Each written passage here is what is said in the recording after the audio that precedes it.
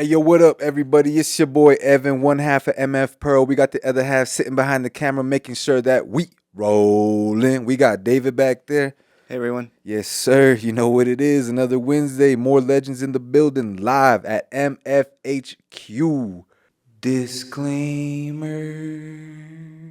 Live at MFHQ is in fact not recorded live. It's actually a pre-recorded program. This episode contains sexually explicit content, so feel free to do what you wish with that information. If you could be so kind of like, follow, and subscribe from me. We go over very long window episodes every Wednesday. Now back to the show. Yeah. As always, man, we love all the support that we've been getting.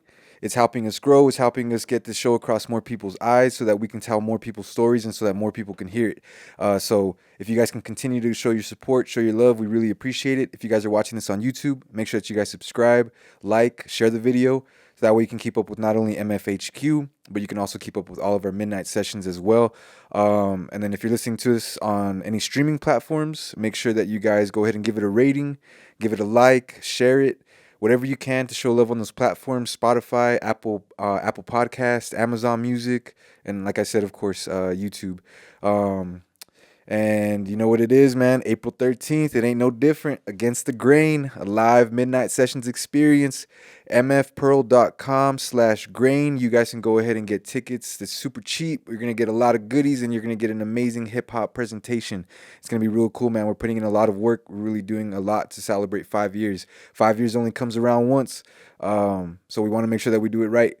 But we'll get back into the show, man. I'm excited about this one. I'm excited because for the most part, a lot of our guests, a little bit of a friend already leading into it. So there's a lot of a background. So what's really exciting about this is there's going to be a lot of things that I'm hearing and learning for the very first time. And it is within a space that I believe I was recently introduced to. So today we step into the space of theater, where I believe my eyes were opened wide to just how creative this art form can be. I'm no stranger to film storytelling, but I did find myself. I was introduced to our guest when I stopped by to check out an interesting show. It was at a house, not something that you really see all the time, but I was interested. I was curious, and when my curiosity is sparked, I got to go check it out. I later learned that this was the home he had grown up in, which made the story a lot more personal that we were watching. And the uniqueness really came when we started moving from room to room between all of the scenes. Just really well put together. And it really showed me just how far storytelling can go with the space that you're given. And, I just had to learn more about the man. I was able to meet him. I briefly learned about his position within the theater space. And so, I want to get into it straight up. So he's a play director.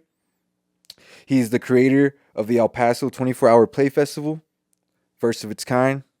This is a team. This is where a team of writers and performers, they complete a story from start to finish. No pre-knowledge. It's a big challenge. And he is the founder and artistic director of Teatro Neplanta, a theater collective here in El Paso, which is where I went ahead and was able to see this play called Dream House. But without further ado, we have Adam Zarowski at the HQ. Yes, sir. I know, sorry, what a long-winded intro, but we got it. Nah, I love it. Adam, I know I had asked you a little bit already, but if we could reiterate how you doing today, how has life been for you since the last time that we met? It was about a month ago, I'd say. Yeah. It's been great. I can't complain. I'm busy, right? Yeah. But in the best way possible. As an artist, I think it's. I think when artists hear that artists are busy, it's like no. Like that's what we're striving to, right? Yes. So since I saw you, we did a Dream House, which was a huge success. With audience, but also just.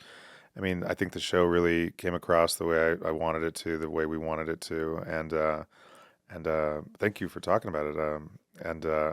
This is also a really busy time for me as an adjudicator and a clinician. I do a lot of workshops as a theater teacher and acting coach. I do a lot of workshops for high schools and some colleges and stuff. And so it's one act play season. And so one act play and UIL Texas. It's actually really cool. Texas.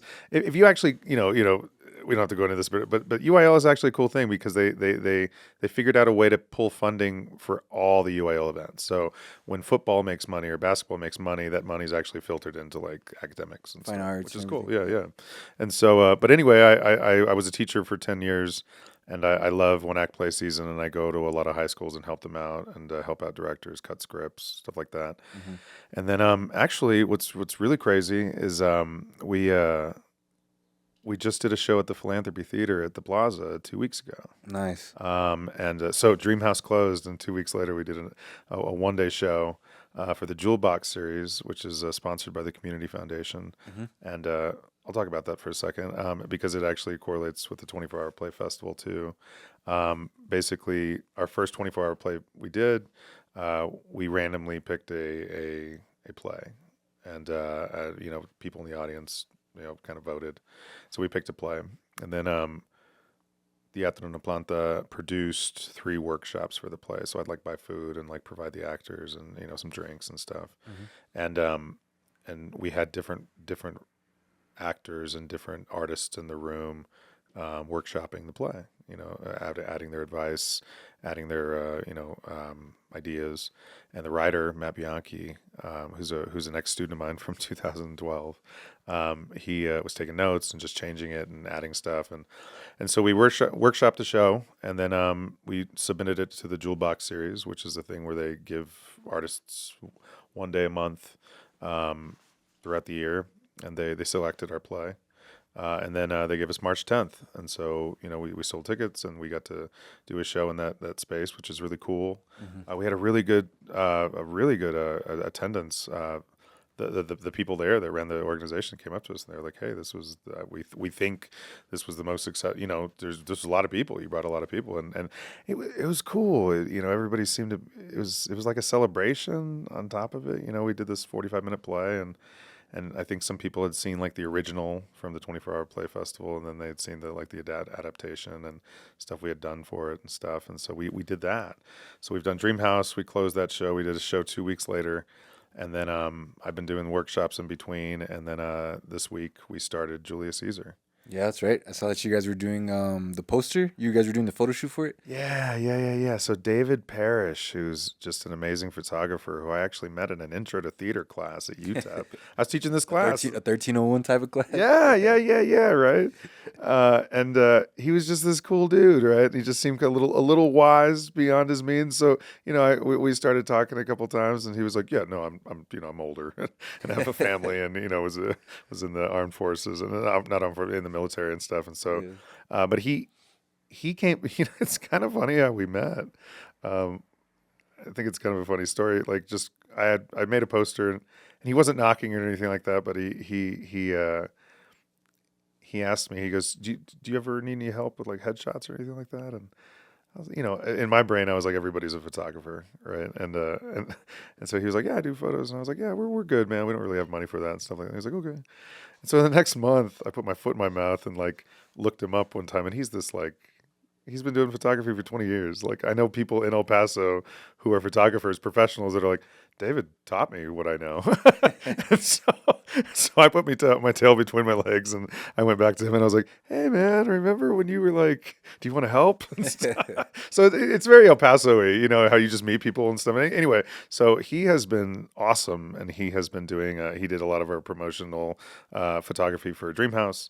And then he had this idea. He was like, what if, I told him that we're doing Julius Caesar's kind of in the narco world and in Latin America, and with our border right here, we're bringing that in, and he was like, "Well, what if we did like a Grand Theft Auto kind of a like cover and stuff like that?" And I was like, man, that sounds awesome, So anyway, yeah, we just started working on that, and so we just started rehearsals with that, and I this is the biggest team, which is really exciting. That I've worked with, right, and I've got to, as a producer of the theater, I've got to go back and forth between small shows and bigger shows, right. This is the biggest one we throw of the year, right, and in true Shakespearean festival fashion, which is across the country and the world, like everybody makes the same amount of money, which is actually kind of a cool thing. Like Shakespeare in the Park in New York, right, Meryl Streep will be in it, but she's making what I'm making. and it's kind of a tradition, and it's kind of cool, right? You're like, oh, we're all equals, you know. And so we all, you know, it's a big group. I have a dramaturg, and I have a costume designer, and I have 2 assistant directors, and everybody gets paid and everybody gets taken care of. But like I've never had this big of a team, right? So I'm trying to branch out more and get more help. And the actors we have 14 actors. One of them is an ex-student who lives in LA, and he's doing his first couple weeks of rehearsal through Zoom, and then he'll be coming in. Yeah. He's awesome. No latency. What's that? No latency. No. But he's also awesome, and he came in to do the first show that we ever did, which was really special to me because he's an ex-student, and he's good, man. He's real good, and Abel Garcia, and his family's from here, and he's a true El Pasoan and stuff, and you know he just wants to make it, right? Like he wants to be in films, he wants to do it, and he's got the talent. He's the hardest working person I've ever met in my life, especially actor. I met him when he was a junior in high school, and he would come to me at lunch and be like, "Can we work on this piece?" And it was cool, man, because I was like, "Yeah, fuck yeah!" Like I can coach acting all fucking day. Like I just don't want to teach another intro class where nobody wants to be there, you know. And so yeah. So anyway, just watching him grow up and you know he's an adult. He's married, and you know it was his wedding a year ago. And anyway, but he came in to do The Motherfucker with a Hat, which is the first show we did in the house a year ago. It was the first big show. Jay Stratton directed it. I was in it with Abel. And as you can probably tell from the title, The Motherfucker with a Hat, it was an intense script, a really heart pounding script. Jay liked to say, he's like, these are people who love real big. Like these people like love real big, but they also like The characters in this. yeah. Like these people really actually care about the shit that they care about, but to a probably an unhealthy, you know, vibe, right? And so it was just a gut wrenching script. And anyway, me and him, he played like my sponsor, who was also fucking my girlfriend, and it was also like, but then trying to also like stoic his way out of it and be like, "It's cool, man. Like we can still be friends." And I'm like, "What?" And that ends up being like one of the themes of the play, right? Like my character's a little bit, he has some more like principles, right? That he came from, and this guy's more of like, "Hey, man, like let's just." But there's also some truth to what he's saying, where he's just like, you don't have to care about stuff if you don't want to. And my character, cool, man. Yeah, exactly. Right. So anyway, so he's coming back, and he's awesome, and he's coming back to play the lead in the play, and you know he's real gung ho about it, and he's doing something in Pasadena about it. So we're doing Julius Caesar, and like I said, we've got an amazing cast, and we've started rehearsals, which is a big puzzle, but I think it's gonna be really cool. And like I said, it takes place in like the Narcos land. And then I finish out the semester with I'm gonna be in a play, the opera, the Sunday in the Park with George. I'm in that cast. And we go up in the middle of May. And then I'm also in a touring production of Taming of the Shrew, that Jay Stratton kind of heads with Eden Performing Arts and Madeline Park Shakespeare. And we're doing Taming the Shrew, and it's a really cool thing that they're doing. It's a 45-minute version, and you know we go to high schools.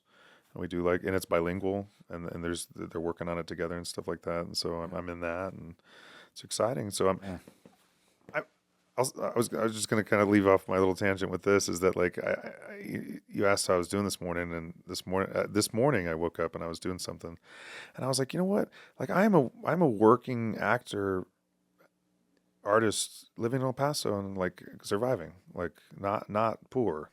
You know what I'm saying? And so I don't know. It was just a moment where I was like, no, you can be like an artist, and like you can make it. Like you can figure out how to live. Like you got to hustle, right? And you got to love it.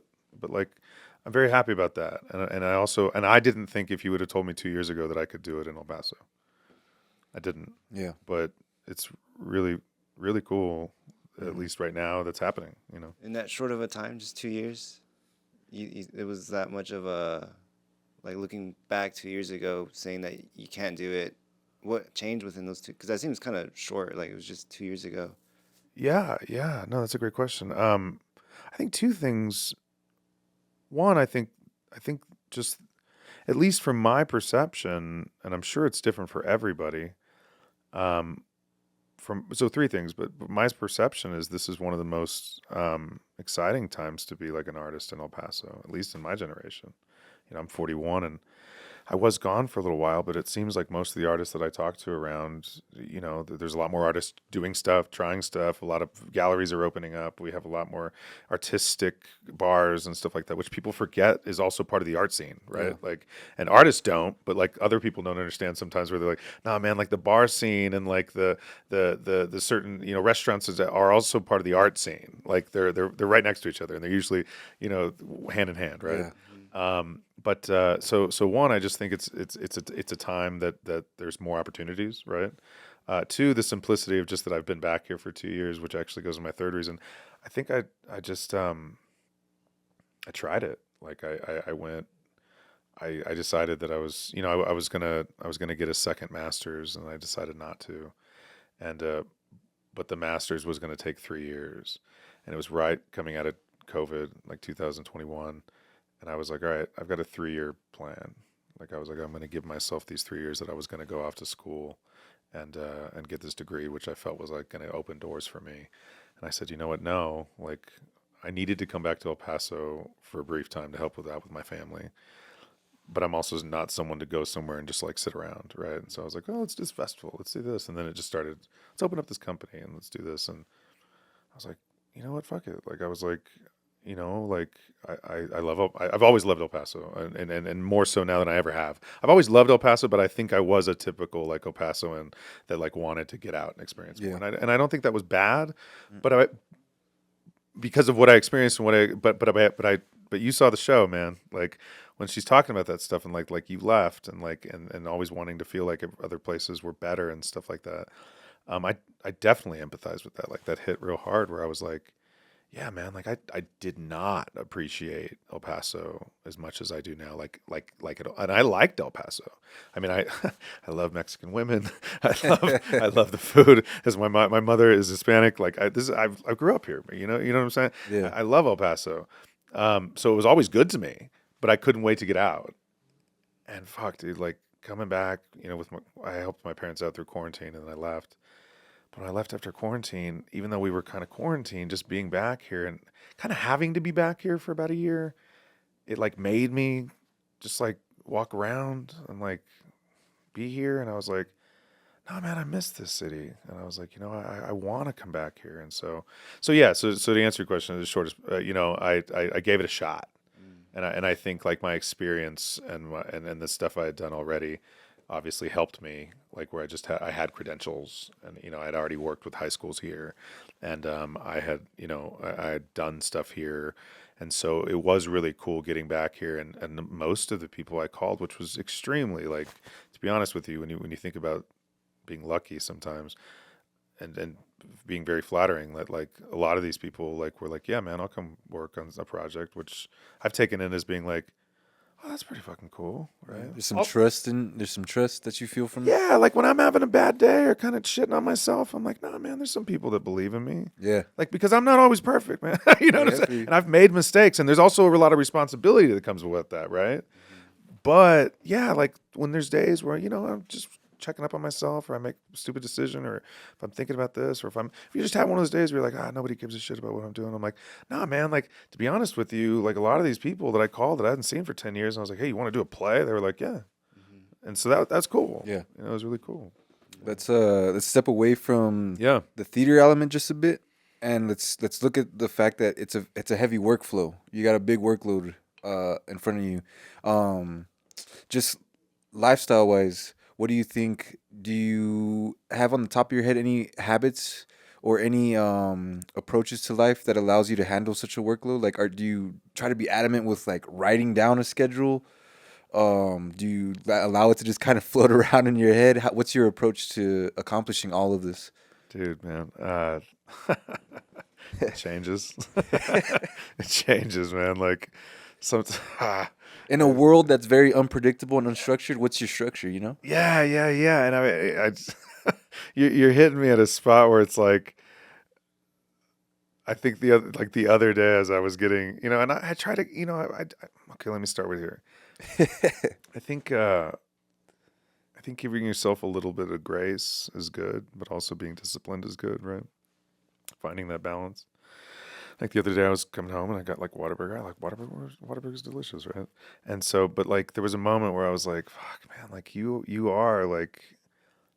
I do sometimes fall into like a little bit of a unhealthy habit of just not taking care of myself as much as I can, or as much as I do when I start getting very deep into like projects, right? Yeah. And so the last 3 months with teaching at UTEP and these workshops and the shows and everything like that, like I will be honest with you, and it's not even like a judgment thing. It's more of a just a personal thing where I see it happening.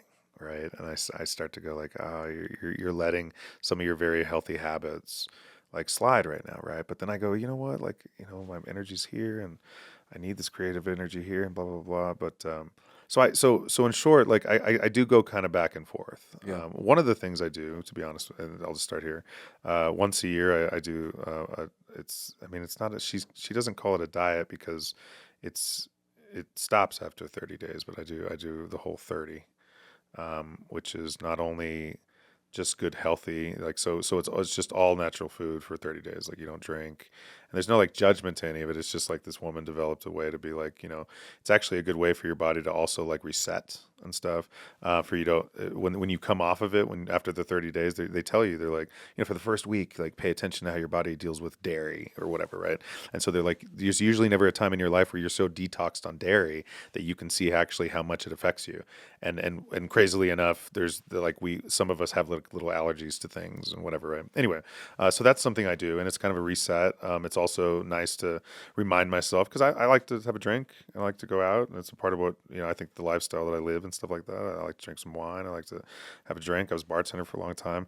It's a nice reminder to be like, oh, I don't have to drink for a month. Like, and it's not like never had the shakes or anything. Yeah. It's a nice reminder, right? Scratch your head. Exactly. Right. My social life suffers a little bit for those 30 days because I'm the guy with the like A blitz of FOMO. exactly. Right. It's the same 30 days every year? You try to like have it. How No. long have you practiced this? So I've done this for like 5 years now. Okay. And it's not. I usually just find a convenient time, and it usually is around the time that I just come off of like a 3 or 4 month, what I call work bender. Yeah, I was about to use the word bender too. Right. And then I it's kind of okay, I need to do this now. And then I actually look at my schedule. If in the next month I'm going to go to a wedding, I'm like, I don't want to. I mean, the food is the hardest part. People are like, oh, the drinking or this, whatever. It's actually not. It's actually going to like a healthy place and being like, hey man, no, like you can't put butter on the steak. Like I just need a steak with salt and pepper. And they're like, well, and you're like, no, it's a detox. Anyway, so that's something I do once a year. I really love yoga. I did athletics when I was a kid. I wasn't an athlete, but I did athletics. I've always tried to do certain sports, and I was never great at any sport. I was pretty good at baseball, but I've always been like kind of okay at like ping pong and darts and just like games, right? Anyway, so I had a couple knee surgeries when I turned 30, and yoga became something that I really really enjoyed doing. It's also really good for my anxiety. I have ADHD, like ADHD, like my entire life, and so it's also really good for that. Like it's Yeah. awesome for that. It's a really nice, and any artist I think will tell you too, like time to focus, time to meditate, and stuff like that is a really nice time to shut it all off. Yeah. But once again, like one of my yoga instructors actually, who's awesome, Jaime, he came, no Jorge, sorry, he came in to see Dreamhouse, and he was like, "Where you been, man?" And I was like, "I'm just, I'm so busy." Came in to hold you accountable real quick. Exactly. I have a dog. He gets me out of the house. He also, and I know this is gonna sound corny or whatever, but he keeps me level, man. Like, Oh, your big bulldog? yeah, dude. Yeah. Like, What was his name again? Benny. Benny, man. Benedict. Yeah. I know everybody loves their dog and their dog's the best dog, but I actually do have the best dog in the world. and I'm sure but like Benny is, if you've met Benedict, like, I think I worked real hard to like train him, right? Train him. But I don't think we develop their personality. You know what I'm saying? Yeah, I I think feel we affect their behaviors and shit, right? Mhm. But like just like people, like some people are jerks, like some people don't have empathy, or some people whatever. He's just like the most loving dog in the world, and so I really mean this. Like when I get home and like I'm having a stressful day, and he comes up and licks me, or I'm working on something, and he can like read. I've been with him 6 years through quarantine, grad school. Like we spend a lot of time together. Yeah. He's well traveled. And he'll see me get a little frustrated or whatever. He'll come over and kind of lick me and stuff. And I started practicing this really early, and it's not 100%, but 98% of the time, if I'm doing something and he comes over and he kind of like paws at me or something, like I stop what I'm doing and I'm like, "What's up, bud?" Like, and we play for a minute, or I take him outside, or I'm like, "Hey, let's go for a walk" or something. And like, I think as an artist, like we forget how important that is. Like that artists need time to just like artists we express the human condition. We express the human experience.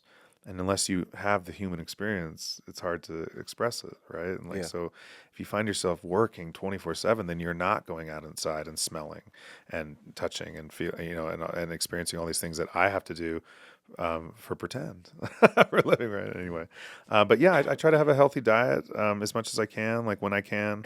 And for the most part, I do. But that's usually like the first thing to go, just like quick food or quick this or a couple more creamers in my coffee because I'm drinking more coffee during the day or whatever. But yeah, I journal. I journal a lot. Nice. I do like to, I have a buddy who's also a writer, but we play golf, when we can and stuff like that. When my when my old teacher buddies call me up, who we don't really hang out a lot, but when they come up and they're like, we're gonna go out for some beers and stuff. And I know this sounds like, oh, so you let yourself go out. I often don't when I'm working, like, and actually that's the kind of stuff that I think that we need to as artists have a balance in. I think it really is important to to to to go enjoy life so that we can bring that enjoyment Yeah. to what we do. I agree. I feel like a lot of the times where I've found myself holed up just trying to do what it is that I'm trying to do, you lose contact with the world a bit, and then you kind of forget. And like you just said right now, you can't express the human condition if you're not living it. And so, being shelled up, what is it that you're expressing? And over time, in all honesty, being shelled up, there's been moments where I feel like I grew a lot of jadedness towards the community that I was a part of, the creative Yeah. community, and it's all because I'm not interacting with them. I'm watching it from like a very weird perspective of like social media, and so I'm seeing everything just get presented in a presentable way. I'm not really feeling the humanness behind things, the reality of things, and so I feel like it makes me lose touch with that. So I agree with you. I do feel like you do need to step out and kind of just take in life without feeling like you need to create something out of it. So that way, all of those things that are just sitting in the background while you're consuming, dogs are running by you at a park, people are walking by, someone's pushing all these things. When it's time to go back and create, they start to come back to the forefront of your mind when it's time for it to come to the forefront. So, Yeah. I love what you said too. Just I've been talking about that a lot with people lately. Just how important community is. Just I mean, it's a lot easier for me to yell at you in traffic when I don't know you, right? yeah, But it's a lot harder for me to be a jerk to you I've broke bread with you when I've shared that's also one of the reasons why I love doing shows at my house. I feel like there's a connection. I feel like I meet people there, and it's not just like you meet people anywhere else, but like for me, I'm like, this is my house. Like, and I hope that you feel, and I hope that people that come in feel that that that hospitality. And that's not something that I even started. It's something that I'm trying to honor through like my grandmother. She lived there for the last 80 years, and she just liked that house bustling. She liked people. She let people stay there for almost nothing.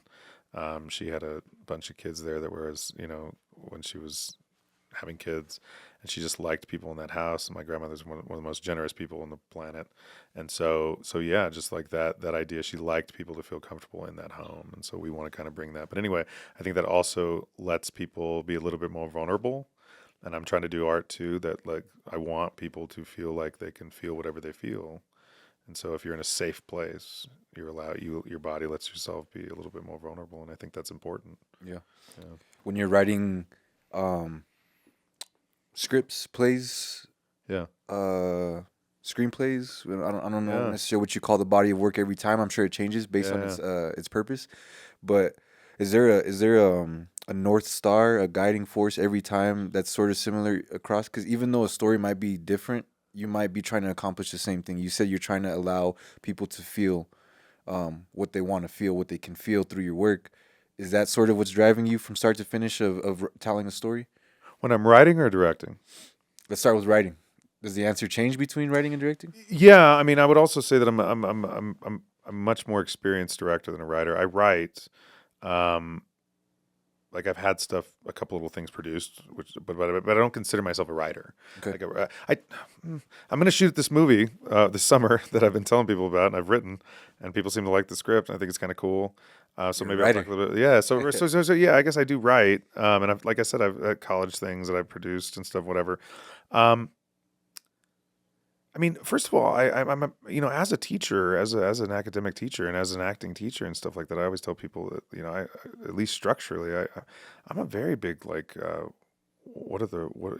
traditionalist, at least in the structure of the play, like I use the chart, so where's the where's the inciting incident, where's the and I try to structure it that way, and I think people forget that they try to be cute too much, and I'm like, no man, like tell me a story.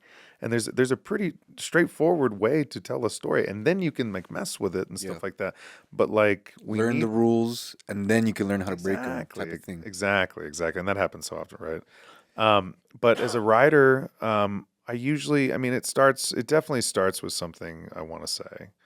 I mean, it definitely starts with a lesson. I think that's why we tell stories. That's why, at least, I think I love storytelling.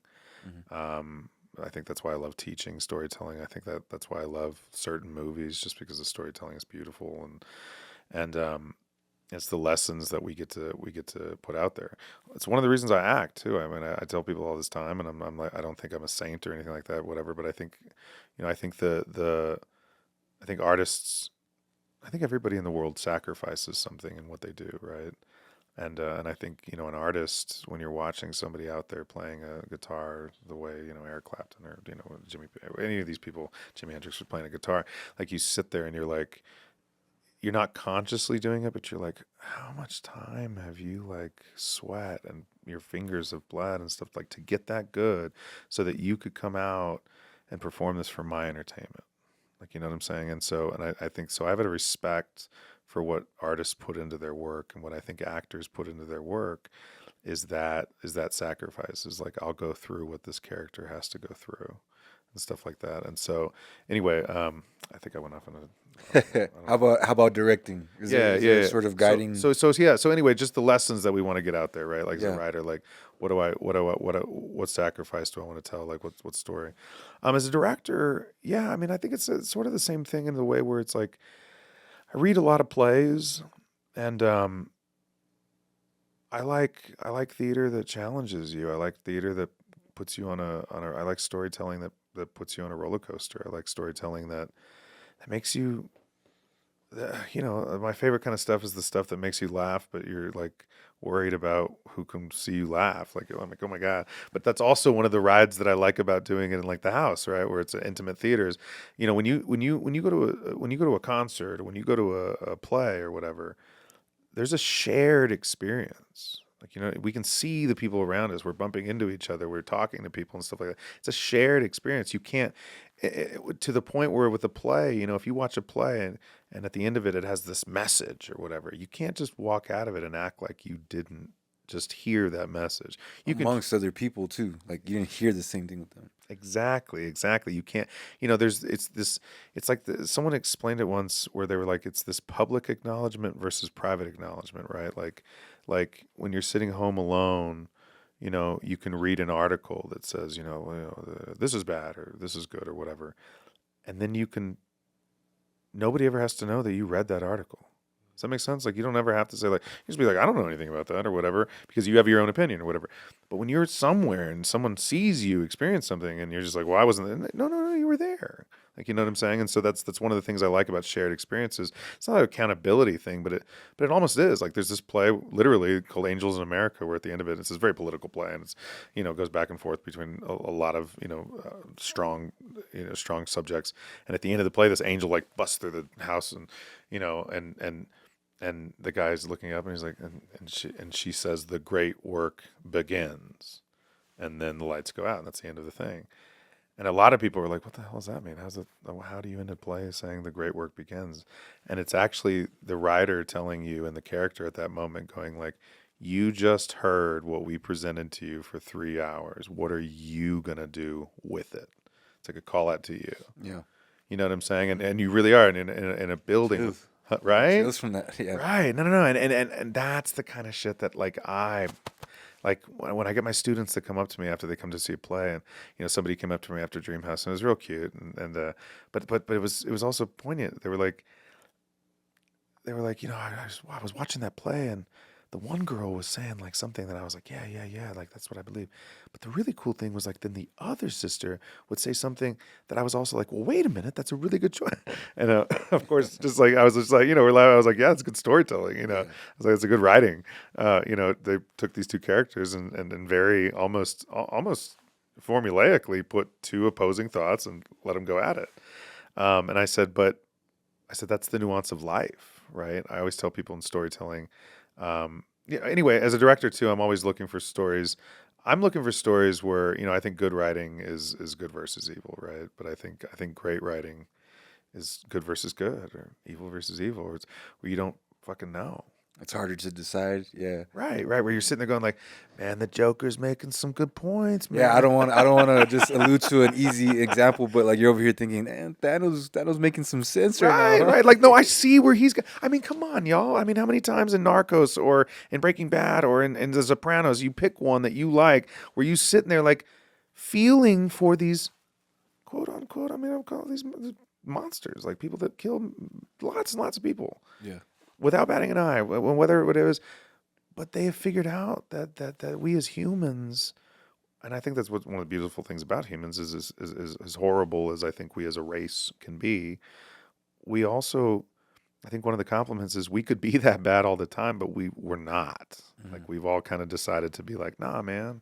And I think that's also in us to be like, nah, man. Like let's actually find like the commonalities and stuff like that, or can we write a story where we take Pablo Escobar, who killed thousands and thousands of people in cold blood, and make you care about him. And you're about to see him go to his death, and he's giving his kids hugs, and you're like, yeah, like he cares, like he's still human, like he still cares about his kids and stuff. That's the kind of stuff that I like, that challenges your mind and your heart, and it makes you. And I think those kind of thoughts, and that's also like the teacher in me, those kind of complex thoughts are also what keep us from fighting, because you're used to being like, hey man, it's not easy. Like there is no clear answer. You know what I'm saying? And I think those complex thoughts will actually create more of a community for us. And that's what I think one of the powers of storytelling is. Music, dance, theater, any kind of storytelling. When you get people to actually challenge their thoughts and not freak out, you know what I'm saying? Or not go like, you think this, I don't, you suck, I'm good. Or whatever, right? Mm-hmm. I think that trains your mind in a good way, where it creates a healthy mind to be like, no, man, like I can hear stuff that I don't agree with. Yeah, I think it strengthens you and allows you to mold your own opinion, but it puts you in a position to learn how to not just, I guess, take the first piece of information you get and run with it. You're like, hold on, I wanna make this a more well-rounded opinion for myself. So I'm gonna listen to what this antagonistic character might have to say. Yeah. I wanna, you know what I mean? Like he might have something that I can take from that. Yeah. And I think that's something in the world we need. It allows for open-mindedness. Exactly. It allows you, it's the cheap example I give a lot in my intro to theater classes. I'm like, I was like, a good writing, it should be a ping pong match. It really should, and it should be. In the first scene, you should be mad at the mom who's not progressive because she's not accepting her gay daughter or whatever, right? But then, and you should, like, whatever, maybe in your mind there, it's like, well, no, I don't like that mom. But then in the next scene, when you have like mom with her mom and you see like where she got it from and her experience, you're like, oh, okay. So now I get can, her more, exactly. I can empathize with her, right? We're empaths. I say this a lot. Everybody said it in their own way, but I do say it a lot. Being a human is hard. It just in the way that our minds are complex. And so just going back to your point, like, I think the more we train our brains to accept the fact that it's like, no, man, like you can change my mind. I'm also convicted of what I feel. Yeah. But also like, I'll listen to you. So anyway, when I direct plays, yeah, I look for plays that people can watch and really like. I like what we call it at Teatro Neplanta is a safe uncomfortability. Like I'm going to put you in a room with actors who are mature enough to tell the story. I'm going to put you in a room where if there's intimacy, it's been highly choreographed. I'm going to put you in a room where if there's combat, like it's highly choreographed and it's going to be done well. But we're going to do it all. We're going to tell this story. We're going to be as intimate. We're going to be as physical as we need to be to tell to maybe make you feel uncomfortable, but it's part of the ride. Like, we got you. Yeah. But we want to comfortably make you uncomfortable. You know what I'm saying? Like, we want to be the ride that you come and seek out, being like, nah, man, like I've been on that roller coaster, but I want to go on that fucking roller coaster. Like, I want that experience. Yeah. You achieved that with with Dreamhouse, because one of the first notices that you give is, hey, some of these guys might like bump into you, and they might put stuff on you. I remember in one of the earliest scenes, there was a little girl sitting next to me, and I think one of the film crew characters was just putting stuff on her lap, and it was just funny to see. I'm like, man, this is really interactive, and I could see how this can make one particular member in the audience like really uncomfortable, because they're just not they're used to being in a seat where everything's all in front of them. But here it was almost like a very 360 experience where it's like everything's going around, and it only kept getting more and more intense, and you're just thinking, man, like. There was a ping pong match between the two sister characters. There was points where I was agreeing with one of them, and there's and I'm just over here thinking, yeah, but that right there, like that's that love for your home, and then you kind of like let the story unfold, and you realize that they haven't always been like that. And you're like, whoa, man, what's going on? I'm conflicted with these people right now. I don't know what to feel. I feel like in the span of what was it, about 2 hours? About a couple hours. The show's 150. Yeah, my opinions shifted across these characters back and forth like countless times, and it's just very impressive work. Thanks, man. I really appreciate that. When you decide to work on a play or any sort of project where you're working with someone else's writing, can we talk about what that experience is like? The frictions that come up, the successes and overcomings of other challenges. What's that overall experience of directing someone else's writing? Yeah, there's I mean, once again, like I was saying, as an actor and as a director, there's I also tell teachers to tell their high school students, I was like, remind them that there's a responsibility to what we do, because I don't care how young you are. Like, usually humans can take on responsibility, like they understand it, right? Respect for it, whatever. Anyway, I take on a huge responsibility, right? Like, I don't want to tell someone's story. Incorrect is the wrong word, but I want to do it justice, right? Yeah. Like, I want to make sure that like their experience, somebody wrote a play, somebody wrote a story. We've all had bad days. I've had some bad days, right? I bet the three of us could sit around and have a drink and talk about some bad days, right? Yeah. But I don't know how many plays I've written about those bad days, right? People have an experience and they're like, I have to go put this into a fucking play, right? And so like, and that's why I try to tell people, I was like, the stakes of this play are someone's worst day. It's not their bad day. It's not whatever. This is their worst day. This is something they had to write a play about, right?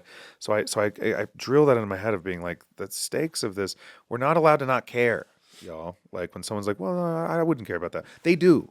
Yeah. Does that make sense? That's why they put it in this play, right? Like, it's not there by accident, right?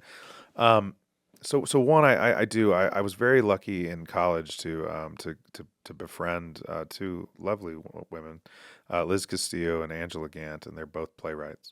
They both got their MFA in playwrights at Texas Tech, and I was in both of their original plays. And so I got to watch that process, and I got to watch their connection to it and stuff like that, which I was very lucky to, I think, because I do have a high respect for writers and what they put into their writing, and how specific they want things, and that nothing's an accident, and that they have a clear story they want to tell. What I will say is one of the cool things that I've been experiencing with a lot of writers lately, and this is a nod out to you writers out there. Thank you for being as cool as you're being. I want to say like 90% of the writers that I've worked with in the last 10 years are just fucking cool. Like, they're really open. Like, they're like, I want to see I'll ask them some questions, and they're like, I don't know. What do you think? And I'll be like, what? And they're like, well, I mean, I have my opinion, but like, what do you think? And I'm like, no, but I'm sure you have an answer to this. They're like, yeah, but like, isn't that what's fun? Like, they'll and it's not like they're trying to fuck with me. And I've actually had a writer be like, I left that open because I like to go around to my plays. She goes, I leave. So this writer writes, she writes like stage directions. Like, she'll literally put like, they fall in love, or the world moves. So she'll leave these huge poetic statements, and she's like, "But you got to do something." And she's like, "I go to my plays to see what choices people make with those." You know what I'm saying? And so I'm like setting up that it's not a challenge. It's being like, I want to see what that means to you. Yeah. Right. And so, and I think it's a really exciting time to work with a lot of writers lately because one, with the way how easy it is to connect with them, and they're usually awesome. Like I really want to say, like, way to go, writers out there. Like they're usually awesome. Like they will answer questions. They'll whatever. A lot of them sometimes if they'll be like, where's the play and when? Like maybe I can get down there. Like da da da. Like they want to see their roles. They're very. They will help you as much as possible. I think there was a time in like the 60s, 70s, and I'm not bashing. You know, I think if I wrote a play and somebody was completely changing it, I might have a problem with that, right? So I'm not even bashing anybody having stronger convictions as to like how specifically you have to do their play.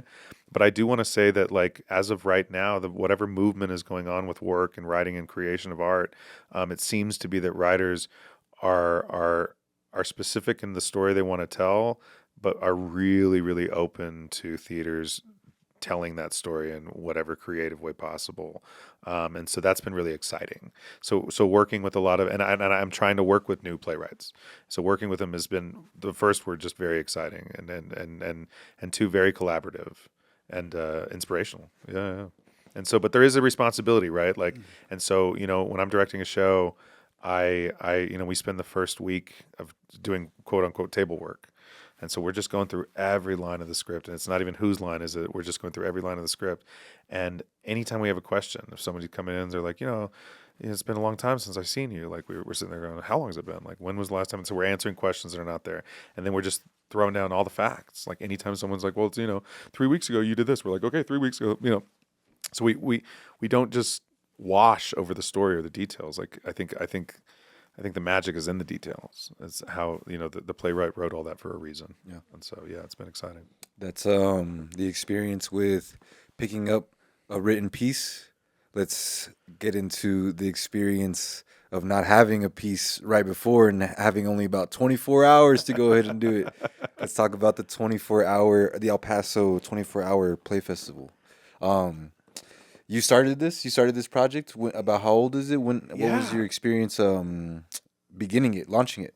So I didn't come up with the idea. 24-hour play festival has been a thing. When I was in college, I went to the ACTF festival in like 2000, and and I did it, and I was an actor in it. And then the next year I wrote in it.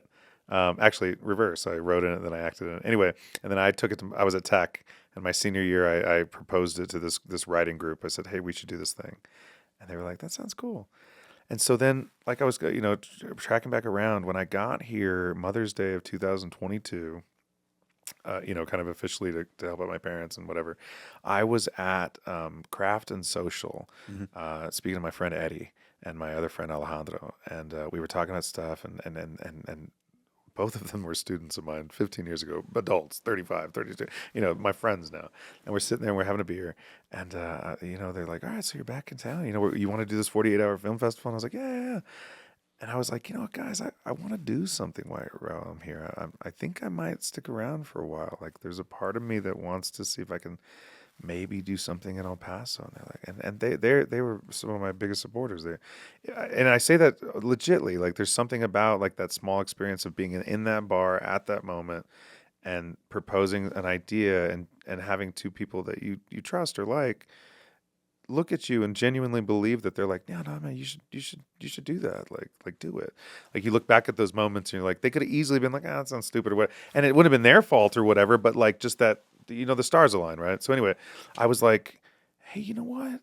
And I think it was because they had brought up like the 48-hour film festival. I was like, I used to do this thing in college. It was 24-hour play festival. It was a lot of fun. And I was like, and it was also a really cool creation of art, but also really fun. Like, and it was in this compact way. So anyway, what it was, and I explained it to them, and every time I've ever explained to people, like they usually their eyes light up and they're like, that sounds really fucking cool. And I'm like, yeah, and it's not my like original idea, but I want to bring it in, right? Mm-hmm. And so like that's the concept, right? So the first time we did it, I was like, all right, we're gonna do it.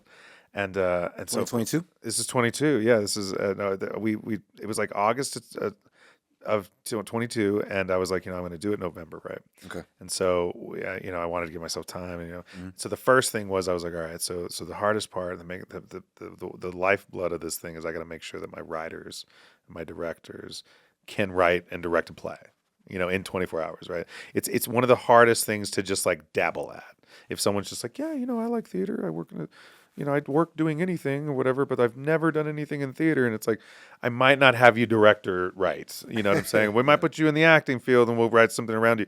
But like, I needed people that are like, no, I've directed shows, right? Like I know how to get a show up. Or people are like, I have a writing. You got to write a play in 8 hours. Like if you haven't written some stuff, or if you're just like, I have some ideas, that's still not like, have you actually put a show together, right? Put an actual like full, song together, a full story together. Anyway. So yeah, so I spent the next month and a half like recruiting basically and calling out for writers and directors, and we put together five writers, five directors, and then I did a call for actors, and if they were interested. We didn't really have an auditions; they just had to send me their experience and their headshot, and so we put it together. And the first festival we had was about 24 actors, 22 and five, right? And so yeah, the process is really, really cool. We start on a Friday night, and they have to, everybody has to bring in a prop, and everybody has to bring in a costume piece. And there's 30 songs that they have to choose a song from, and there's little titles they have to take. They have to pick random props. That's all that stuff. But that night, the actors do an audition in front of the directors and the writers, and they're all going to be in the thing. It's just kind of placing them, right? So everybody gets to see them, and then we go upstairs and we do a draft, and so it's if we roll dice, and if I have first pick, I'll be like, all right, I'll take Oscar, and you have second pick, and you're like, I'll take Abel, and it just goes around and it goes snake around, and you cast your shows. And then at 11 p.m., like everybody in the house, and we also, we have some drinks and some refreshments and some snacks and stuff. All get to know each other for a couple hours because we're going to work with each other pretty intimately for the next 24 hours. And then at 11 o'clock, I kick everybody else out of the house other than the writers and my team. And so me and Sid and Lucian and Sam this last year and Alex this last year, this last year we took some shifts where I could just close my eyes. The first year I was up the whole entire time, and we actually lost a couple members because of work responsibilities. Anyway, but yeah, we're up the entire night. The writers are writing. 8 o'clock, the directors get the scripts. 9 o'clock, the directors start working with the actors. We go to a big warehouse. We split up areas of the warehouse, and from 9 to 6, we rehearse. And there's no calling for line. There's no like hiding your script. There's like you learn these scripts, right? And so there is this like responsibility, and there's this pressure that, Yeah, and I've heard people talk about it afterwards, and I even reluctantly say this word because it's not. They laugh about it afterward. There's like it's a kind of like slight trauma bond, but not trauma, but like it's an experience like together. It's like, whew, we all got through that, right? Like and so, but yeah, so and then we get lunch throughout it, and then we tech the show, and then so yeah, the first year we had about 35 people involved. And then the next year we had 60. And the coolest thing for me, especially as the producer of this, is that like got 7 writers, 7 directors, 32 actors in this last one. We had like 6 crew members. We had a guy that came in and professionally shot pictures, a guy that came in and professionally shot the show. It was really cool to be in a room full of like 65 like uniquely different artists. Yeah. Like these actors, and that's what I tell them. This is the only fundraiser we have for Teatro Neplanta, meaning like none of the money goes back to the performers. There's so many performers, and we don't make that much money, and it's a fundraiser for them. But I always tell them, I'm like, I'm not trying to like pull one over on you. Go talk to the people in this room. I was like, you're around some of the coolest like creative artists in town that are like It could be worth so much more than any sort of pay. Exactly. And I was like, and then afterwards, I was like, I tell them during the day, I was like, these 10 people are going to be in the audience. So go find them afterwards, get their card, give them a card or something like that. Like these people are always looking for actors and writers. And like I said, how many opportunities do playwrights have? How many opportunities do directors have, at one time? And the other really cool thing about it is, and I think this is why we'll keep growing, and I hope to keep growing. I want to make it even bigger, is that anybody that can do it, like, can come do it usually because they're like, even people, you have moms and nurses and doctors and lawyers and teachers and all these kind of people. But if someone's like, I really want to do this thing, I have 24 hours. Like I can do this on a weekend. You know what I'm saying? Like Like a one-time effort, exactly, like I right? could Where grind like it out. I do think that there are probably a lot of talented people in a lot of cities that just don't have time to do art. They have responsibilities and they have to go make a job. I mean, I have other things that I make, I've managed right now to make it all art based, but like hasn't always been like that. Yeah. It doesn't need to be. But usually, I know professional actors, people you see on Hollywood that are, teach and stuff like that. They're like, yeah, I teach a class at this university or whatever. They're like, yeah, I got to make a steady salary, Yeah. whatever. Yeah. Anyway. Um, when you complete the 24 hours, or even if you're in the middle of a 48-hour film challenge, uh, is there any sort of growth that you get as an artist in terms of like it teaches you almost to not hold on to something so hard, like create it, put it out. You're forced to. You only got 24 hours, motherfucker. You got to put this shit out. Yeah. So like this also does the experience with a speed run, if you will, a 24, 48 hour sort of challenge, does this translate when you have all the time in the world to create a play? Does it help you sort of not cling on to perfection all so much, even with you having all the time to be able to create it versus a limited time? Yes. Yes. The short answer is yes. I think, I try to remind people that I think I'm a very big respect of the craft of acting, right? I'm a very big respect. I think the craft of acting is just like the practicing basketball, right? I wasn't even a basketball player, but you go out and you practice all these plays, right?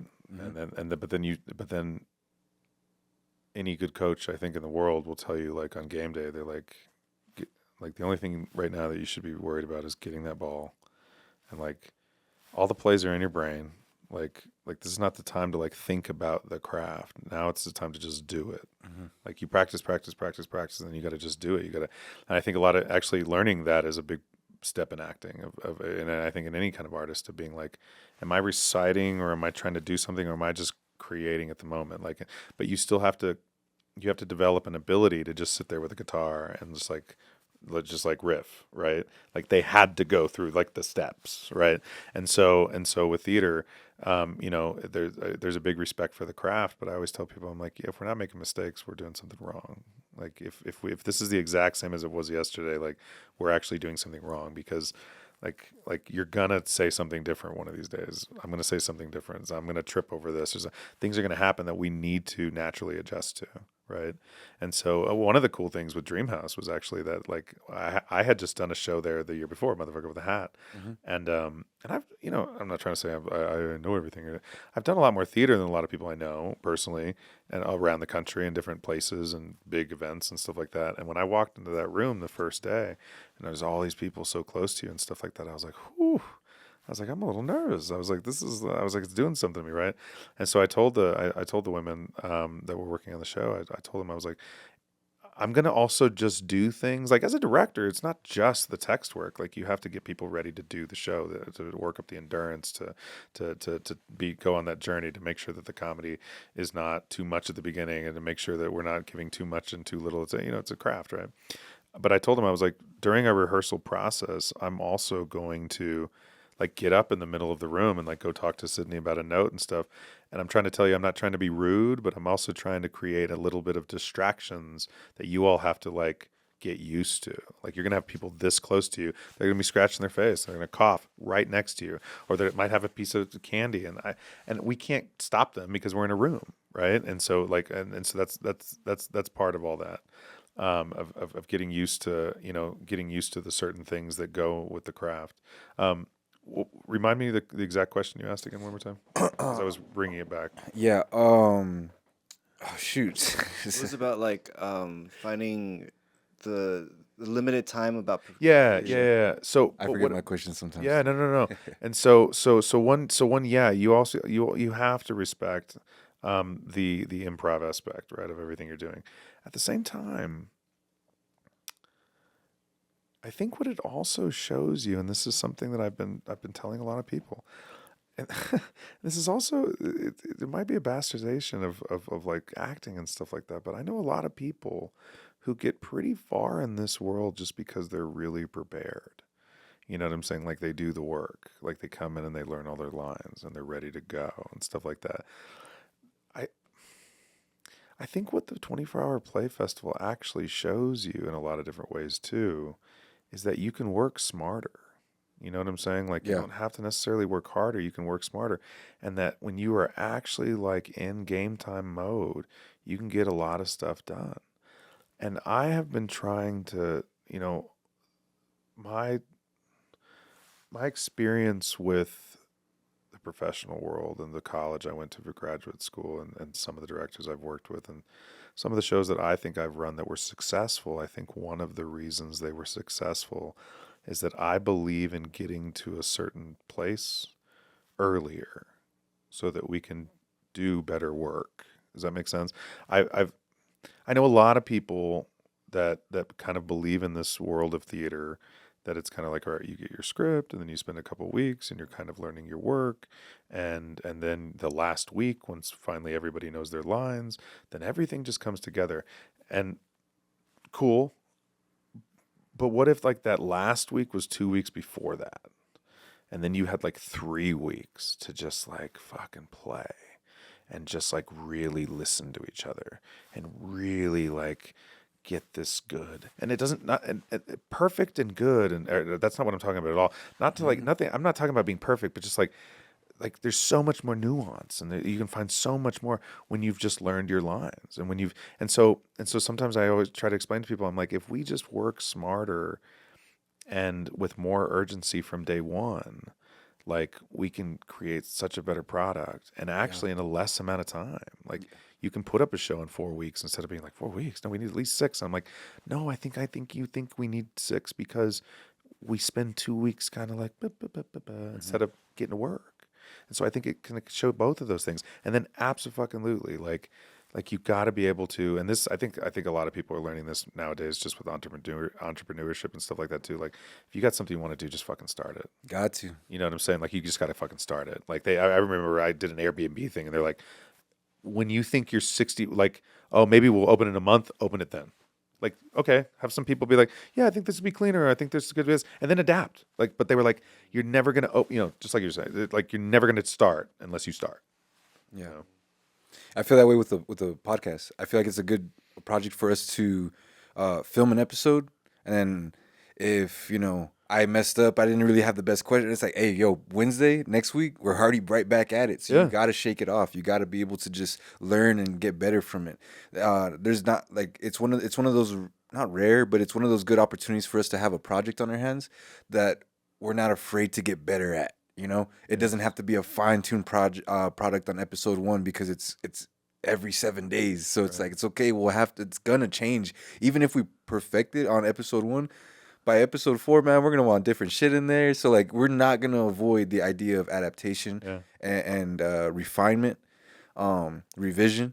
So this is a project that allows us to do that, so that when you are doing those big productions, those things that take time, the things that you're kind of like, it's behind the scenes right now, the people can't really see this. They won't appreciate it if it's unfinished. Yeah. It allows you to do those without pressure because you also have other things on your hands that is feeding your audience or feeding yourself too creatively.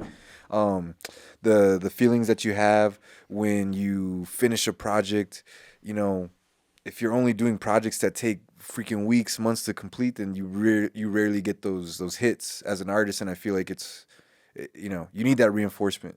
Absolutely. In order to be an artist. And then it only gets more true, it only resonates more when you're in a city such as El Paso, where I still believe art is really still finding its footing within our city, where it's a really big component of our social culture. I agree. So it's even more so true for you to really just like learn how to create and learn how to create without fear of, oh man, dude, what if this only gets like 20 likes, bro? Like, you can't worry about that shit. As a creator, I feel like once you are able to just sort of allow that to get left behind, your best creations are ahead of you. Because when you're creating freely, man, it's just the best stuff. When you're creating with too much weight on your back of expectation or if people are going to like this or too much speculation, it ends up just, I don't know, destroying the the magic of the production, whatever that production may be. Yeah, I agree. Yeah, there. I mean, it's not about because. Well, I mean, as a director, I'm always like, I don't have a perfect vision of what this is supposed to look like. Yeah. I do believe in having a goal. I'm using perfection loosely in this. Oh yeah, in of a course. sense, No, too. no, Yeah, absolutely. I think I agree with you completely. But I also think a lot of people do have like once again going back to what I was saying, where like we need to give ourselves grace. I think people have this like, well, it has to be like it has to look a certain way, and I'm like, how do you know what something's supposed to look like if you've never seen it? Like, Yeah. And I do think actually we are living in a society right now that on the one hand, like, yes, for some odd reason, every time we go out to any kind of customer service, all of a sudden we're just like, if this is not perfect every single second, like, I'm going to fucking burn this place down, right? But it seems like, I don't know why. And trust me, I think I've been guilty of that. I'm like, why do I need napkins? Yeah, somebody made a mistake, Adam. It's fine.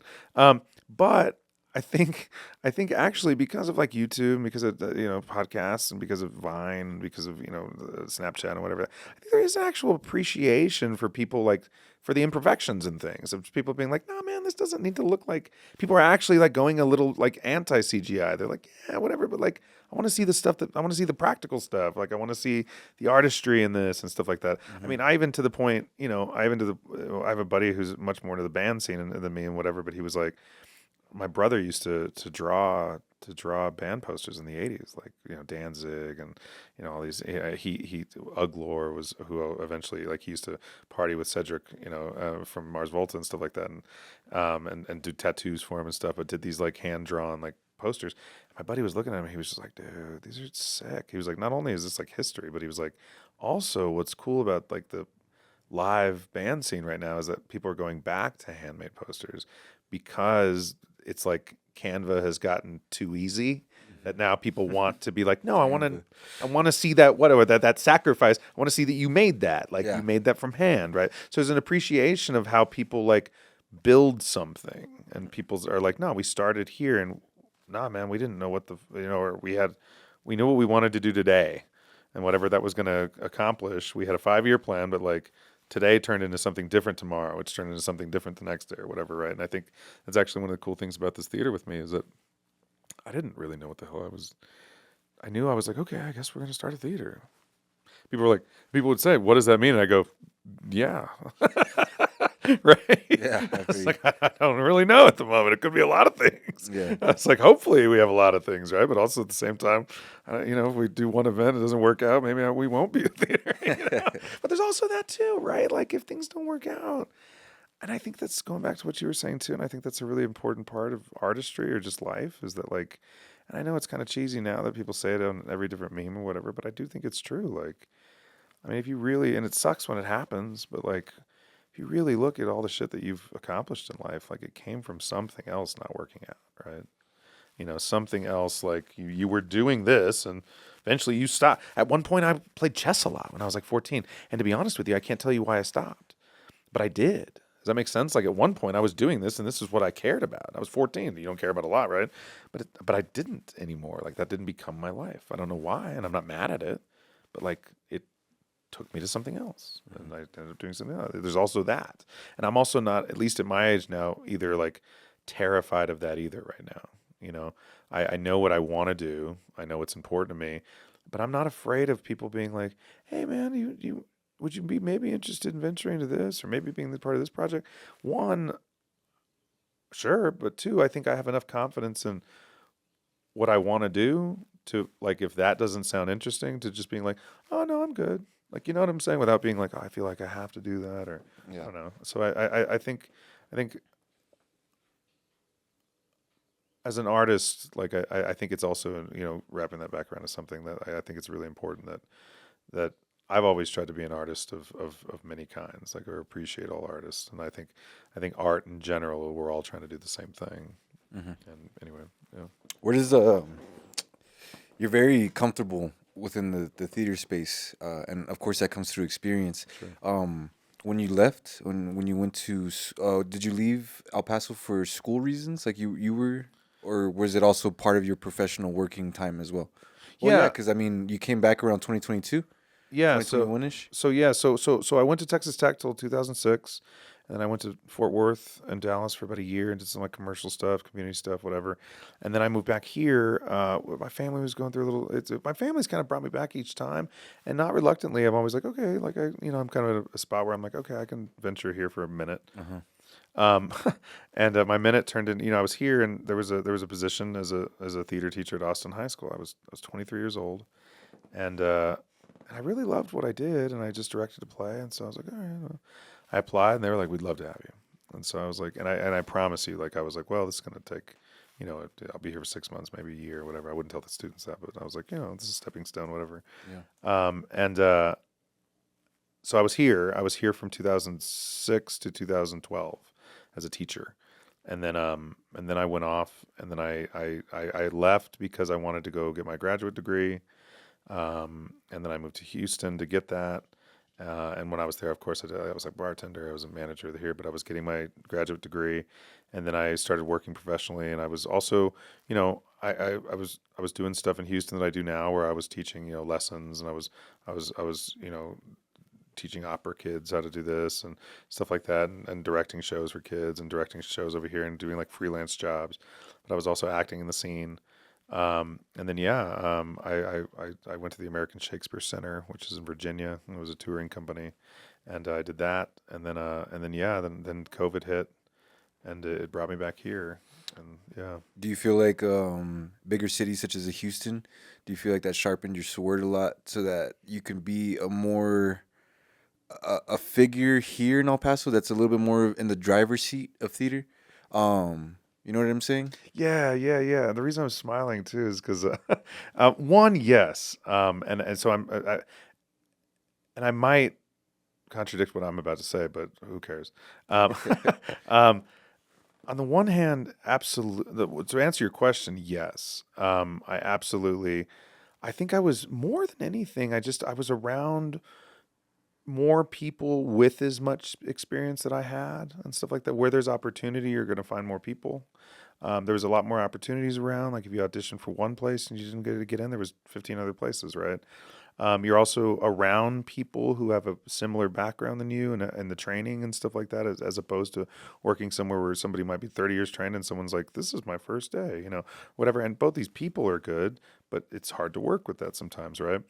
Um, what I will say though is I I do sometimes, and I totally get it, and I think I sell this, but at the same time I don't think it's always the case. And what I'm about to say, um, I do sometimes feel like there's like an unfair advantage sometimes, and I have been the benefactor of this before, and I'm also have been, it's also not worked in my favor before, but I think sometimes like it's easy for somebody like in El Paso to like go off to New York and then come back here and people are like, "Oh my God, you're fucking amazing." Like You're from New York. yeah, like you're like a New York actor. And I'm not and this is also why I'm not even trying to come up with a name because I'm not talking about anything specific, but then like that person actually decided to start working Wall Street and they're also like working at they're bartending here and they're going to some auditions and stuff like that. And I'm not knocking their life. I'm actually commenting more on like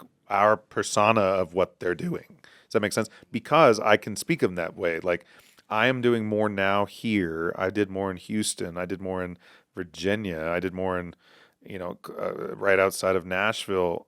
And I lived in New York for a year and I auditioned for a bunch of stuff. I was in like a web series thing. I did like a little play thing, but I'll be honest with you, like the play thing I did, the web series thing I did, it didn't have like any like magical New York quality. It was some people doing like it wasn't horrible, but it wasn't also like great. Like it could have been anywhere. Like it could be someone down the street. I'm not knocking El Paso. It just could have been anywhere, right? Yeah. And so, but when I came back after that 9-month period, people were like, "Oh fuck, dude, you did stuff in New York. Like you must be badass. Come do this thing for me." They were just handing me out things.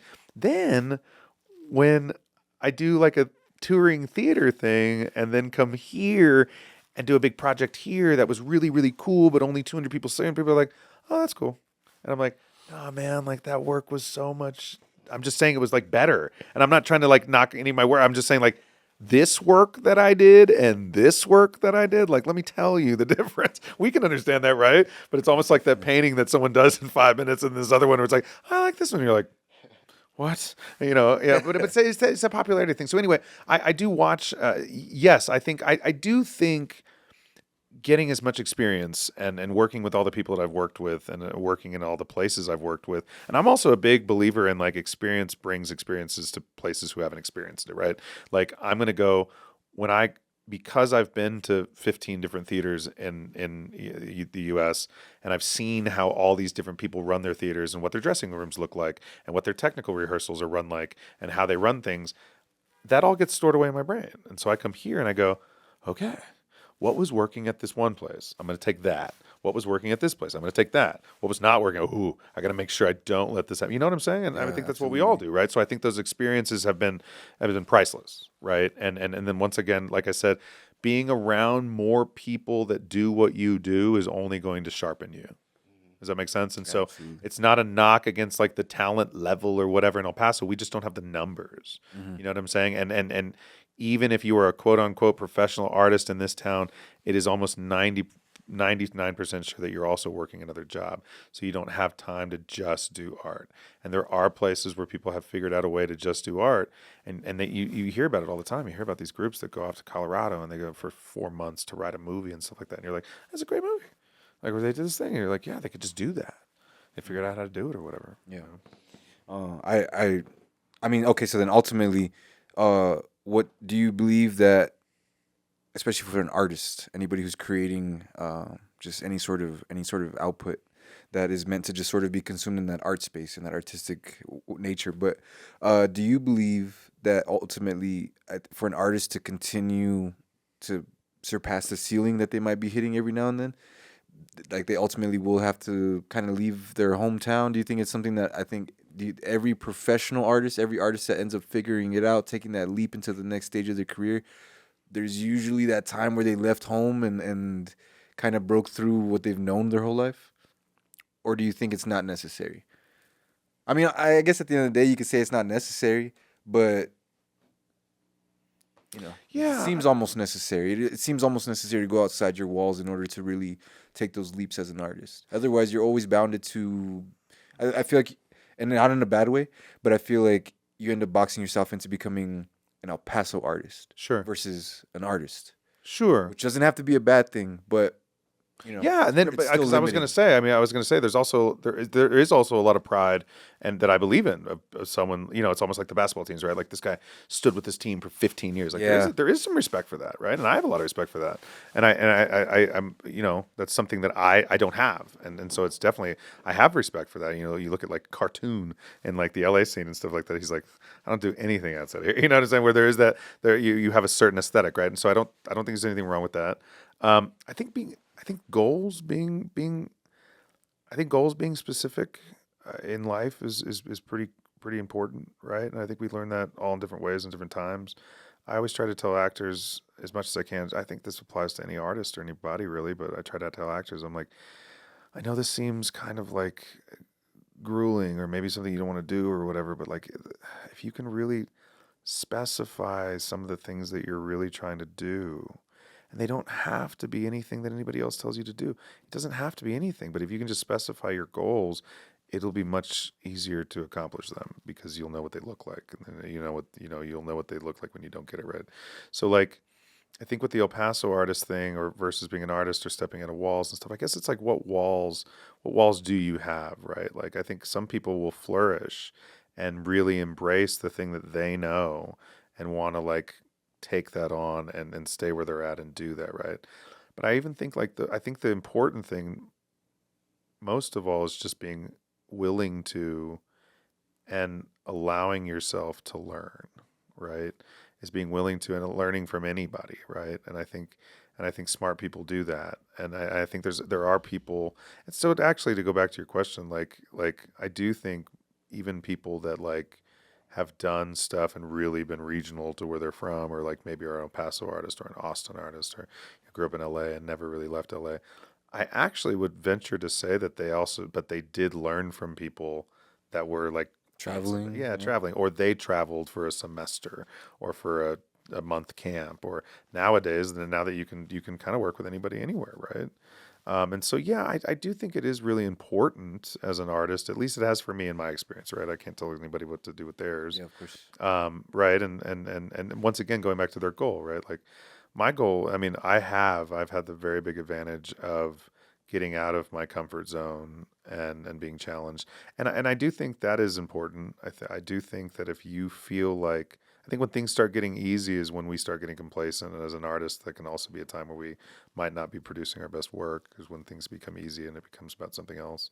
And so I think it is important that, like, not that not that I felt, but I think one of the reasons I actually left when I was teaching was I had accomplished like what I wanted to accomplish, right? Like the couple theater directors that I really appreciated in this town, they called me all the time to do shows, so I worked with them a few times. And I was working at this high school, and I wanted to take my kids to a certain level, a certain accolade, and I wanted them to accomplish certain things, and at the same time myself. And we did it. And it took us 6 years, and we did it. And then I was kind of like, okay. And I think that's what happened with me. I was like, well, what's the next thing I want to do? You know, and that just wasn't here.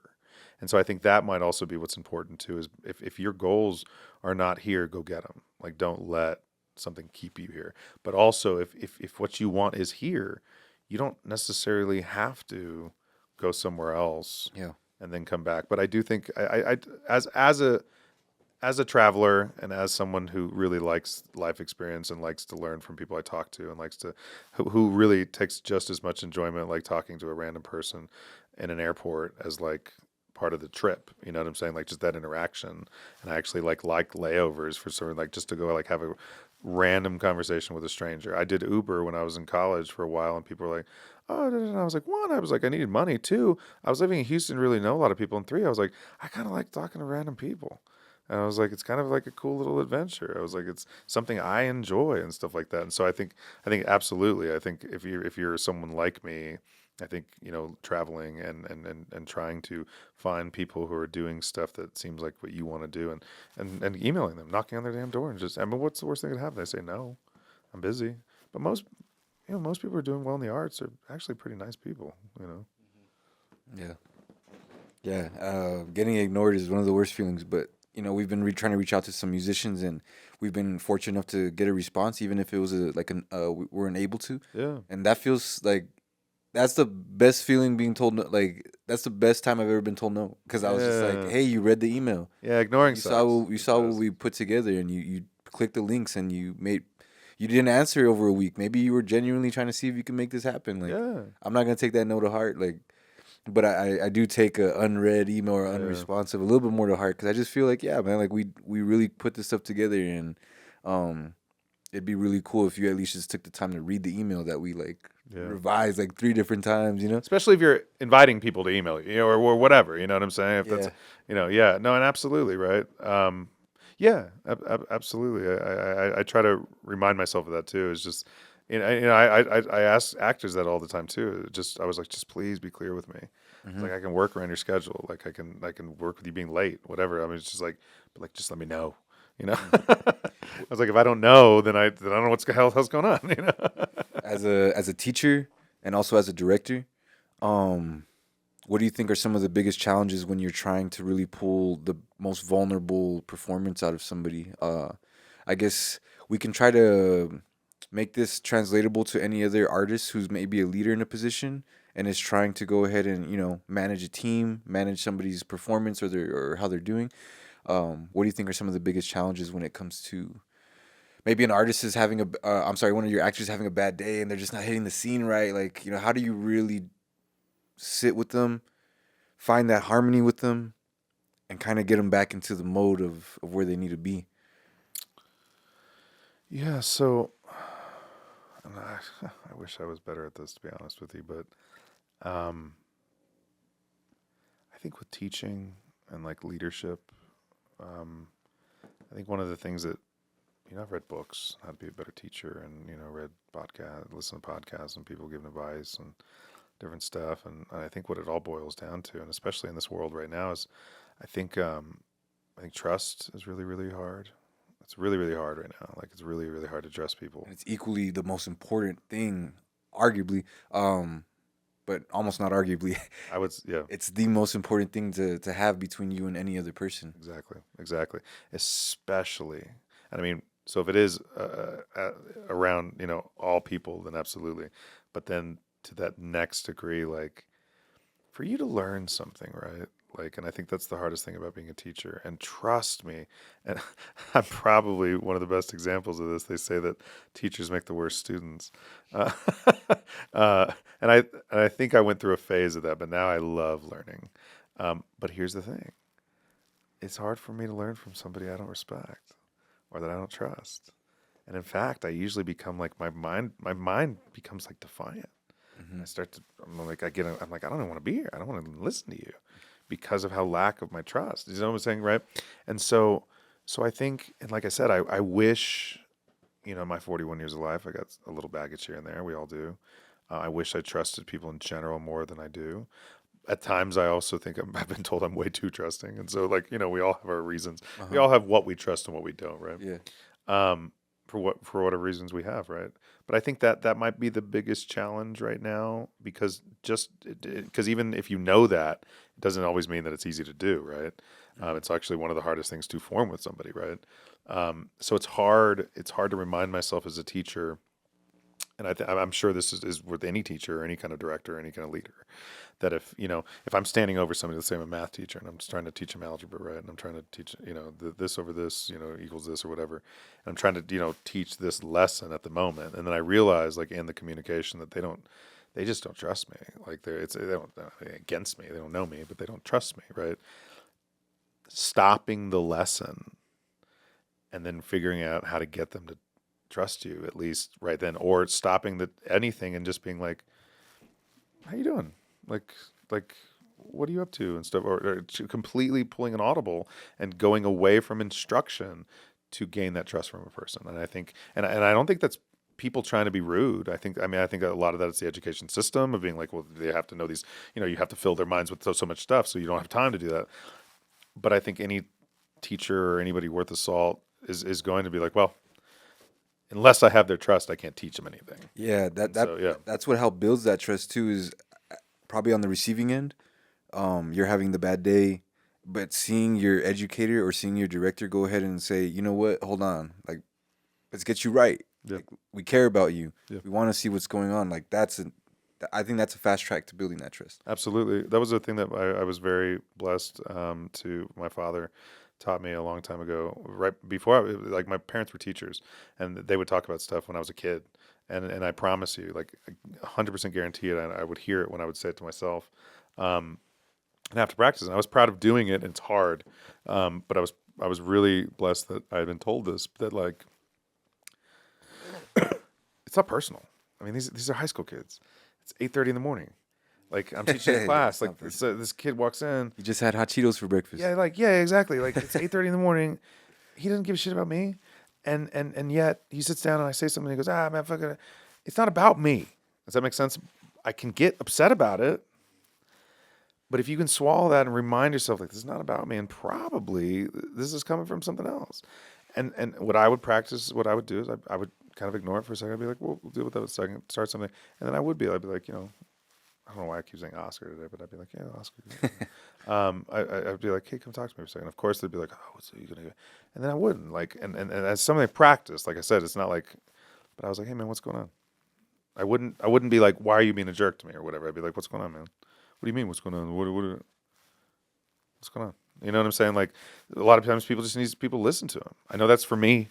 And I guess I just try to treat people, I'm somebody who kind of runs away a little sometimes. I am like that second grader that's kind of like, don't talk to me in the corner, but I want you to come talk to me, right? And I also think that's kind of human, right? But I also know that about myself. Hmm.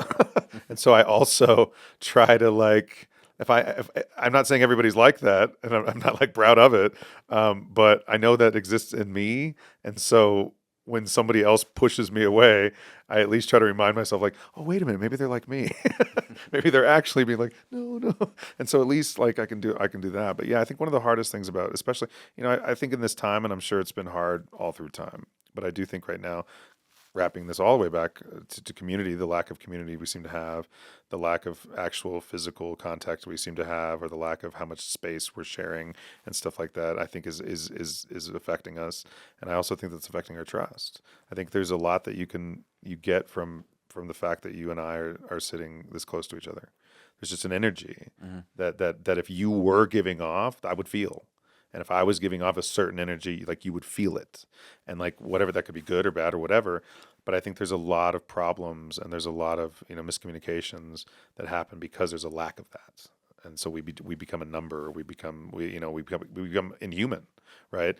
And so since we're becoming inhuman in certain ways, I think in a teaching, in a class or in a directing, I'm trying to get people to be vulnerable. I'm trying to get them to admit that they don't know how to do something and that I can teach them how to do it. And I know that the only way I can do that is to get them to trust me, and then getting them to trust me I know is going to be hard. And so it's that battle. But like we were talking about, I think I kind of have my ways, and I try to pay attention to people and try to listen to them a little bit. Trial and error just helped you learn how to navigate through Dude, people's emotions and reactions. absolutely. And that's getting harder too, man. And trust me, I'm not trying to go down any road of trying to say like everybody wants to cancel everybody and stuff like that. But it is getting harder to feel like you can make a mistake nowadays. You know what I'm saying? Like, I do. I mean, I'm old enough to remember a time, even when I was in high school, where it was like, this person doesn't like me. Yeah, who cares? You know what I'm saying? Like, it doesn't matter. But now it's like, well, if somebody doesn't like you, they need the rest of the world not there. So there's even that much of a stress that people have. And so that hurts the trust thing. But I think if trust breaks down and we stop realizing that like we need each other like we need each other, y'all. Like, and I think people that are like, I do me, I'm like, I think you're actually kind of forgetting that when you wake up in the morning, there are thousands of people doing stuff for you. Like you have people wiped your butt. People did that. You've needed people since you've been alive. People have been doing, we're living in a society. And so for you to just go like, I'm not part of it. People are still helping you. You know what I'm saying? Like we actually do need each other. Doesn't mean you have to go out and like do service work every day, but like, if you can try to be kind, whatever, but like to just separate yourself and be like, look, I'm just going to do me and it doesn't matter how it affects other people. It's like, well, no, it does, man. Like we're all here for each other. We do actually need each other. Yeah. Well, I can't recall the last time I've realized 1,000 people are probably like subconscious doing shit for me. And that's a heavy hitter right there for me to ponder on, man. I don't It's been great, man. But I do want to go ahead and give you some time, some space really quick to talk. This will be coming out at the end of the month. Cool. So, what's coming up ahead in April, May? Yeah. Thank you, man. Of course. Yeah, so we have we just finished Al's Club at the Philanthropy Theater, April 18th, 19th, and 20th. And then the following week, which I guess is the 25th, 26th, and 27th of April, we're gonna be doing William Shakespeare's Julius Caesar. We're gonna be doing it at 1201. Narco style, huh? Yeah. Narco style. Yeah, and it's gonna be narco style, which is cool. So our like poster we're working on right now, we're doing like this kind of like Grand Theft Auto thing, which is kind of cool. And I always let like somebody come in and help with that and stuff like that. But there's also our dramaturg Cal Gallardo, who's a wonderful person, very smart, someone really good to have in the room.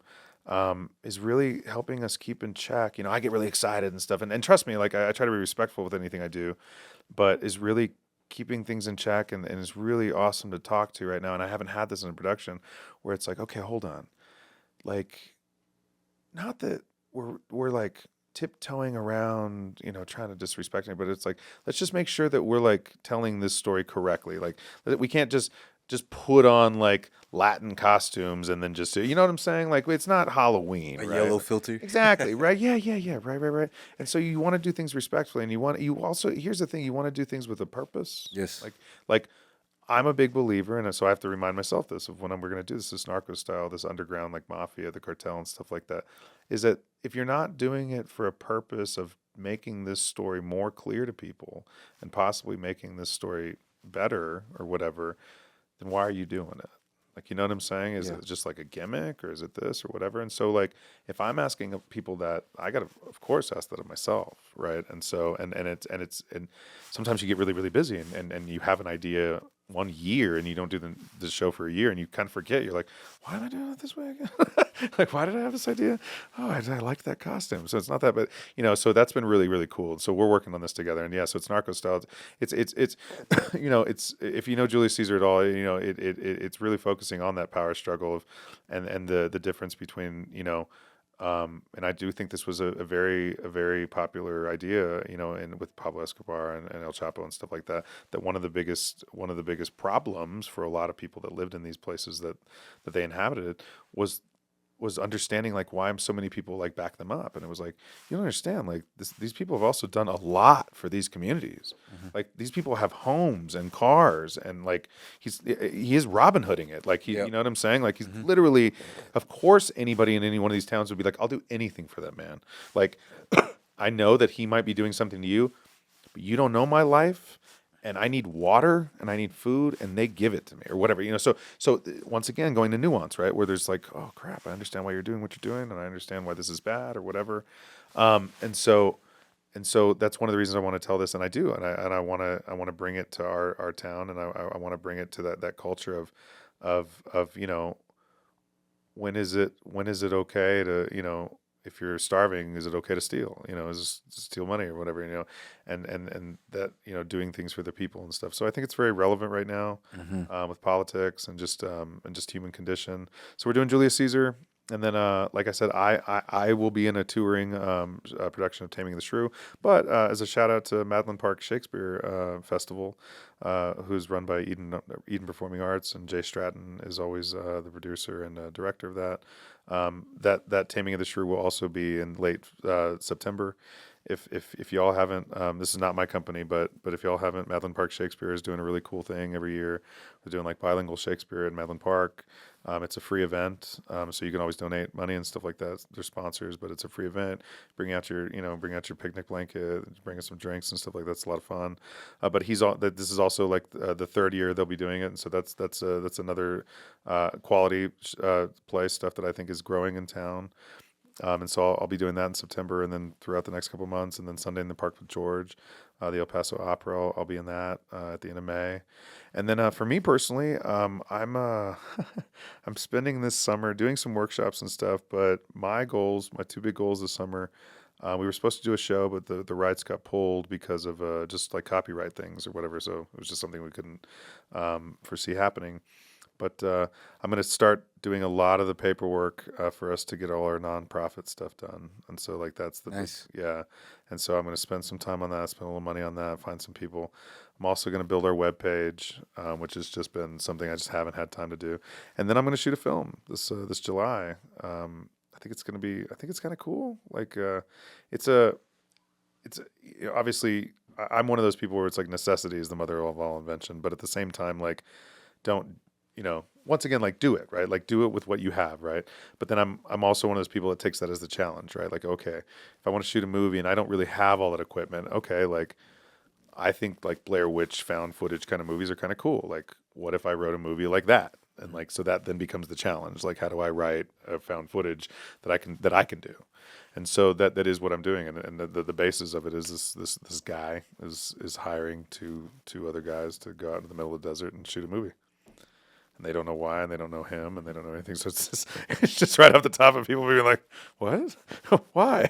Well, and so it's I'm trying to create some suspense. And I also for many years I have told myself, like, after having opinions about either this film or having opinions about this filmmaker or I often try to tell myself, well, why don't you try it? Like, you know what I'm saying? And not to be compare or whatever. It's just like, if you have an opinion about something, like, why don't you try it? Like, and see what you can do. Stuff. So yeah, that's what's going on with me. I like that. Thanks, man. April 18th, 19th, 20th, Yeah. 25th, 26th, and 27th. Yes, sir. Ooh, I got those dates Yeah, right. yeah. Absolutely. Man, Adam, let's go ahead and give a little more applause, man. You guys are awesome, man. I appreciate y'all. You're awesome, man. We appreciate you coming through, making some time to go ahead and sit down, talk with us, let us know a little bit more about how theater works within El Paso and, how your involvement is in it. And yeah, man, like I said, I really meant it when I said that you really opened my eyes to like what theater can be. I imagine it always just being in a play, like in a opera place. And although that's cool, I like to do things a lot. Like I like to approach everything very grassroots and uh, against the grain. I'll get into that. I'll get into that right now for the outro. But um, seeing what you guys were able to do with Dream House really showed me, like, man, creativity can go a long way, and there's so many ways to tell stories. Yeah. And so I really appreciate meeting you, man. Thanks, It's brother. been two good encounters with you so far, and I hope that we could have plenty more as well. Thanks, man. Hopefully, like one day I could even find myself putting my foot into the theater space as well. I'd Maybe love to, signing man. up for a challenge or something like that. I would just love to challenge myself to see where I stand as a storyteller. Yeah. But that's gonna do it for today's episode, man. Adam Zarowski in the building at the HQ. Make sure you guys go ahead and support the arts of all mediums, and then make sure you guys can, if you guys find any opportunities, make sure you guys try to dip your toe into the theater space as well. It's a really cool place to be, and in a world of every Saturday you just go to a bar and all that to go get some drinks. There's different things, there's different cool things to be doing in the city. But make sure that you guys are going ahead and still showing love. Want to say it one more time. Just make sure you guys subscribe to the channel. YouTube, MF Pearl. You guys can go ahead and keep up with all of MFHQ as well as all of Midnight Sessions. I got a new episode coming out real soon. Episode 33, boy. Come on now. If you guys are checking this out on Spotify, Apple Music, or Amazon Music, make sure you guys give it a rating, give it a like, share it. Get this platform, get this podcast out there, man. Let's let more people know about it, especially El Pasoans. We're covering a lot of people that are doing really cool things here in the city. And lastly, mfpearl.com/grain. Make sure you guys go buy tickets to our upcoming show, Against the Grain, a live Midnight Sessions experience. Got hip-hop performances from Crystal Poppin', A. Billy Free and The Lasso, myself performing as Groovy Smokes along with Stan Z. Yes, sir, that's how we do it. Star City, April 13th, 6 p.m., 21 and over.